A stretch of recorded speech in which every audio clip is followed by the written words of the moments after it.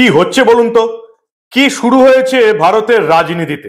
শেষ অবধি মনে হচ্ছে যে ভোটের দিন, আলটিমেটলি প্রথম ফেজের ভোটের দিন, মানে ভোট যখন শুরু হবে তখন হয়তো এই ইন্ডি জোটটা থাকবে, কিন্তু সেই জোটে দল কতগুলো থাকবে সেটাই প্রশ্নের চিহ্নের মুখে।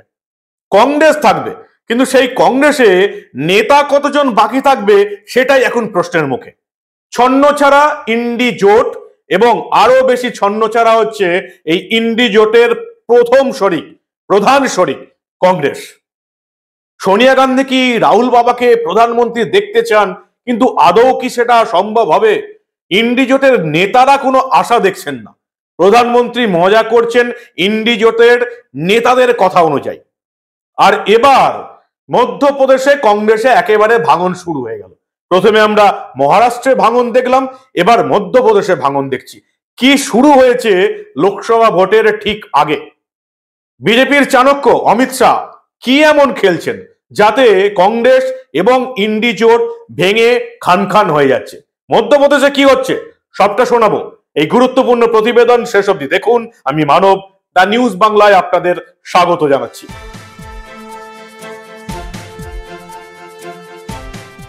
মহারাষ্ট্রের পর কি মধ্যপ্রদেশ? ইতিমধ্যেই আমাদের কাছে যেটুকু খবর, যে খুব বড় কিছু অঘটন না ঘটলে কংগ্রেস নেতা কমলনাথ এবং তার ছেলে সাংসদ নকুল নাথ বিজেপির পথে পা বাড়িয়ে আছেন। শনিবার বাপ বেটা দিল্লি আসছেন, এখন অব্দি যেটুকু খবর। এবং আমরা দেখতে পেলাম নিজের এক্স হ্যান্ডেল থেকে কংগ্রেস এই পরিচয়টা ইতিমধ্যেই তুলে দিয়েছেন নকুল নাথ, কমলনাথের ছেলে, কংগ্রেসের সাংসদ। মধ্যপ্রদেশ কংগ্রেসে কি ধস নামতে শুরু করেছে? শুক্রবার আমরা দেখলাম মধ্যপ্রদেশ বিজেপির সভাপতি বিডি শর্মা ইঙ্গিত দিয়েছিলেন যে লোকসভা ভোটের আগে কংগ্রেস ছেড়ে বেশ কয়েকজন বড় নেতা বিজেপিতে আসবেন।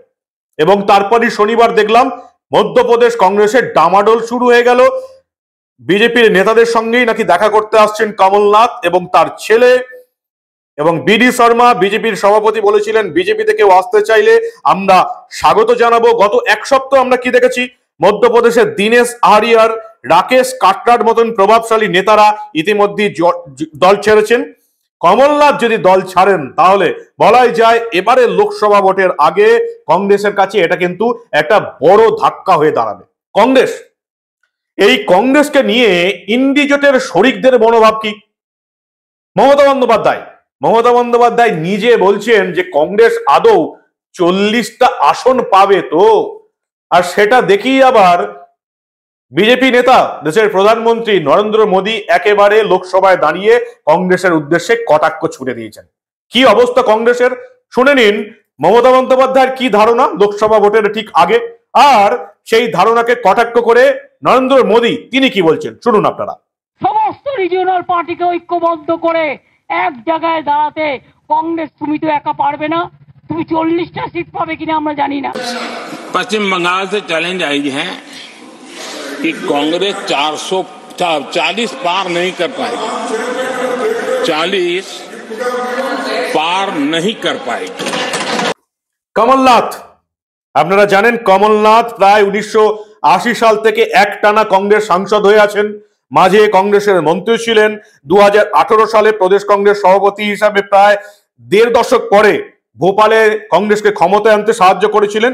কিন্তু আমরা দেখলাম যে এবারের লোকসভা নির্বাচনে মধ্যপ্রদেশে একেবারে ভরাডুবি হলো। ইতিমধ্যেই কংগ্রেসে কিন্তু ওখানে দল থেকে বেরিয়ে গেছেন সিন্ধিয়া গোষ্ঠী, এবং জ্যোতিরাদিত্য সিন্ধিয়া কিন্তু বিজেপিতে যোগদান করার পরে আপনারা দেখেছিলেন গোয়ালিয়র, চম্বল অঞ্চলে রীতিমতো কংগ্রেসের ধস নেমেছিল। এবারে কি লোকসভা ভোটের আগে সেই একই কাণ্ড ঘটতে চলেছে? কমলনাথ এবং তার পুত্র নকুল নাথ তারা কি এবার কংগ্রেসে যোগদান করবেন? তেমনটাই কিন্তু খবর রয়েছে। 2019 সালের লোকসভা ভোটে মধ্যপ্রদেশের 29টা আসনের মধ্যে মাত্র একটি আসন জিততে পেরেছিল কংগ্রেস, এবং সেটি হচ্ছে এখনকার সাংসদ নকুল নাথ। কমলনাথের খাস তালুক ছিন্দওয়ারায় তার পুত্র নকুল নাথ জিতেছিলেন, সেটাও আপনারা জানেন। কমলনাথের প্রতিবাদ ছিল যে অযোধ্যায় এই যে রাম মন্দিরের উদ্বোধন হলো সেখানে কংগ্রেস এই অনুষ্ঠান বয়কট করায় তিনি কিন্তু ক্ষুব্ধ ছিলেন, বারবার নিজের কথা জানিয়েছিলেন। এবং তিনি জানিয়েছিলেন যে গোটা দেশে, শুধু মধ্যপ্রদেশে নয়, গোটা দেশে একটা নেতিবাচক প্রভাব পড়বে মধ্যপ্রদেশে, গোটা দেশে একটা নেতিবাচক প্রভাব পড়বে। কমলনাথ এটা জানিয়েছিলেন যে রাম মন্দিরের উদ্বোধন এটা কিন্তু বিজেপির কোনো প্রোপাগন্ডা নয়, বিজেপির রাজনীতি নয়। রাম মন্দিরের উদ্বোধন গোটা ভারতবর্ষের যে সনাতনী হিন্দু তাদের অনুষ্ঠান, সেটা বয়কট করা কংগ্রেসের পক্ষে একদম উচিত নয়। এটা কিন্তু কমলনাথ বারবার বলেছিলেন। এমনকি আপনারা দেখেছেন যে এই যে ডিএমকে প্রধান স্টালিনের পুত্র উদয়নিধি হিন্দু বিরোধী মন্তব্য করার পরও কমলনাথ মুখ খুলেছিলেন, এবং তিনি এখানে ইন্ডিয়ার পূর্ববর্তী যে নির্ধারিত বৈঠক ছিল ভোপালে, সেটাও কিন্তু কংগ্রেস হাইকমান্ড বাতিল করে দিয়েছিল। এর পেছনেও ছিলেন কিন্তু কমলনাথ। 17ই নভেম্বর গত বছরের 17ই নভেম্বর মধ্যপ্রদেশের বিধানসভা অনুষ্ঠিত হয়, এবং আমরা দেখেছিলাম যে 230 আসনের মধ্যে 163টি আসন পেয়েছিল বিজেপি, কংগ্রেস পেয়েছিল মাত্র 66টি আসন। কংগ্রেসের ওপর কারোরই ভরসা নেই। আপনাদের মমতা বন্দ্যোপাধ্যায় তার বক্তব্য শুনলাম, কংগ্রেস 40টা আসন পাবে কিনা তিনি জানেন না, সেটাকে কটাক্ষ করে মোদির বক্তব্য আপনারা শুনে নিলেন। অরবিন্দ কেজরিওয়াল প্রধানমন্ত্রীত্বের বিরোধী জোটের প্রধানমন্ত্রীত্বের আরো একটা মুখ, তিনি কি বলছেন? তিনি বলছেন একেবারে দিল্লি বিধানসভায় দাঁড়িয়ে বলছেন যে এবারের ভোটে কি হবে জানি না, এবারে যদি নাও হয় 2029-এ কিন্তু আমরা বিজেপি মুক্ত ভারত উপহার দেব আপের তরফ থেকে। অর্থাৎ 2024-এ যে তারা সমূলে হারতে চলেছেন এটা বুঝেই গেছেন। অরবিন্দ কেজরিওয়াল আপ নেতা, বিরোধী জোটের অন্যতম প্রধানমন্ত্রী পদের মুখ, কি বললেন আজকে শুনুন ভালো করে। और आज पूरी जिम्मेदारी के साथ मैं कहना चाहता हूं, इसमें कोई अहंकार नहीं है कि 2024 के अंदर बीजेपी अगर नहीं हारी लोकसभा चुनाव तो 2029 के अंदर आम आदमी पार्टी इस देश को बीजेपी से मुक्ति दिलाएगी। ইন্ডি জোট বেশ কয়েকটি বৈঠক হলো, লাফালাফি হলো, প্রত্যেকটি রাজ্যের প্রতিটি আসনে বিজেপির বিরুদ্ধে 1:1 ফাইট করার লক্ষ্যমাত্রা নেওয়া হলো। আলটিমেটলি সেই সবই একেবারে বিষবাও জলে। 1:1 লড়াই হবে না, সেটা প্রত্যেক রাজ্য থেকে খবর আসছে। মুখ্যমন্ত্রী মমতা বন্দ্যোপাধ্যায়, বাংলার মুখ্যমন্ত্রী মমতা বন্দ্যোপাধ্যায় তৃণমূলের নেত্রী পরিষ্কার জানিয়ে দিয়েছিলেন কংগ্রেসকে 2টি আসন ছাড়তে পারি, তার বেশি নয়। তারপরে তিনি একলা চলো নীতি নিয়েছেন। তারপরে আমরা দেখলাম দিল্লিতে এবং পাঞ্জাবে আম আদমি পার্টি একলা চলো নীতি নিয়েছে। এরপরে আমরা দেখলাম যে অখিলেশ যাদব একেবারে প্রার্থী ঘোষণা করে দিলেন কংগ্রেসকে বাদ দিয়েই। তার মধ্যেই আমরা দেখেছি নীতিশ কুমার ইন্ডি জোট ছেড়ে বিজেপির এনডিএ জোটে জয়েন করেছেন। মহারাষ্ট্রে আমরা পালাবদল দেখেছি, প্রাক্তন মুখ্যমন্ত্রী অশোক চাওয়ানকে আমরা কংগ্রেস ছাড়তে দেখেছি, বিজেপিতে যোগ দিয়েছেন তিনি। বিভিন্ন রাজ্যে কংগ্রেসের ভাঙন শুরু হয়ে গেছে। মহারাষ্ট্রে কিন্তু বিধানসভা নির্বাচন আছে চলতি বছরেই, যেটুকু মনে করা হচ্ছে যে লোকসভা ভোটের সঙ্গে সঙ্গেই কিন্তু কংগ্রেসের বিধানসভা নির্বাচন হবে। প্রাক্তন মুখ্যমন্ত্রী অশোক চাওয়ান দল ছেড়ে দেওয়ায় কিন্তু কংগ্রেসের কাছে বড় ধাক্কা। তার মধ্যে আরো বেশ কয়েকজন বিধায়ক দল ছেড়ে দিয়েছেন। কংগ্রেস নেতা মিলিন্দ দেওরা কংগ্রেস ছেড়ে একনাথ শিন্ডের শিবসেনা জয়েন করেছেন। একনাথ শিন্ডের শিবসেনা, যারা আবার আসল প্রতীক পেয়েছে শিবসেনার, উদ্ধব ঠাকরে পাননি। অন্যদিকে ইন্ডি জোটের আরেক প্রধান মুখ শরদ পাওয়ার, তিনি নিজের দল এবং প্রতীক কোনোটাই পাননি, সেটা পেয়েছেন বিজেপির সঙ্গে থাকা অজিত পাওয়ার, এগুলোও আপনারা জানেন। অশোক চৌহান দল ছেড়েছেন, মিলিন্দ দেওরা দল ছেড়েছেন। ফলে কংগ্রেসের অবস্থা এমনিতে খুব খারাপ।